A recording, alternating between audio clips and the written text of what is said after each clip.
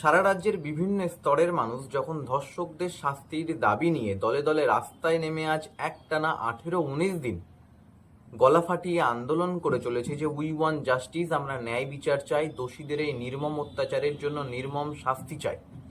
এবং এই আন্দোলনে কিছু বয়স্ক লোকজন যারা 80-র ঊর্ধ্বে চলে গেছে, তাদেরও কোনো না কোনো অংশে মনে হয়েছে যে বর্তমান এবং আগামী প্রজন্মের দায়িত্বের হাতটা কোনো মতেই সুরক্ষিত নয়। আর সেজন্যেই একটি বাচ্চা মেয়েও, যাকে আমরা প্রায় সবাই দেখেছি, যার হাতের ব্যানারটিতে লেখা ছিল তাহলে এরপর কি আমি। বিশ্বাস করুন, এটা দেখার পর যতটা বেশি খারাপ লেগেছে তার থেকে কয়েক গুণ বেশি রাগ হয়েছে আমাদের বিচার ব্যবস্থার উপরে।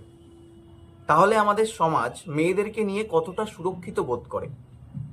শেষ পর্যন্ত রাস্তায় নামতে হয়েছে একজনকে বিচার পাইয়ে দিতে, তার সাথে নিজের সুরক্ষা নিশ্চিত করতে। কারণ আমাদের সচল বিচার ব্যবস্থাই সমাজের কাছে বার্তা দিচ্ছে যে মেয়ে মানেই সে সুরক্ষিত নয়।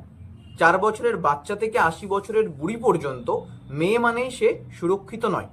সে রাস্তায় সুরক্ষিত নয়, সে স্কুলে সুরক্ষিত নয়, সে কলেজে সুরক্ষিত নয়, সে কর্মস্থলে সুরক্ষিত নয়, সে দিনে সুরক্ষিত নয়, সে রাতে সুরক্ষিত নয়। মেয়ে মানেই সে সুরক্ষিত নয়।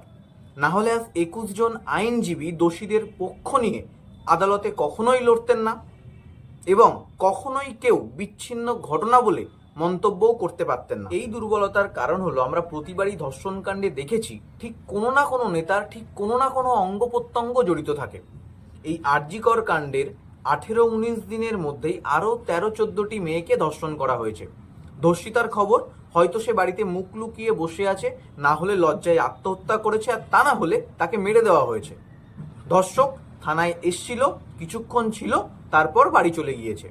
কারণ পুলিশও ব্যস্ত ছিলেন সাধারণ মানুষের রক্ষার্থে সেফ ড্রাইভ সেভ লাইফের রাস্তার কোনো একটি নির্দিষ্ট জায়গায় দাঁড়িয়ে প্রচার করার জন্য। জানেন তো, কখনো হয়তো আমরা শুনতে পাবো না যে দেশের মধ্যে যখনই এমন ধরনের ঘটনা ঘটবে এবং সেই ঘটনার সঙ্গে যুক্ত সে ব্যক্তি যেই হোক না কেন, তাকে যথোপযুক্ত প্রমাণের সাথে ফাঁসি দেওয়া হবে। কারণ তখন কোনো নেতা তার কাছের মানুষকে হারিয়ে ফেলবে। তার চেয়ে সাধারণ মানুষ শিকার হচ্ছে, হোক না, যেমন ইজ্জত যাবে সেই অনুযায়ী আমরা টাকা দিয়ে দেব। এরাই আবার দেখবেন 23শে জানুয়ারি, 26শে জানুয়ারি, 15ই আগস্টের অনুষ্ঠানে বিশিষ্ট ব্যক্তিবর্গ হয়ে এসে জাতীয় পতাকা উত্তোলন করার সময় খুব উঁচু গলায় বলবে, ভারত মাতা কি জয়, ভারত মাতা কি জয়, ভারত মাতা কি জয়। ছি,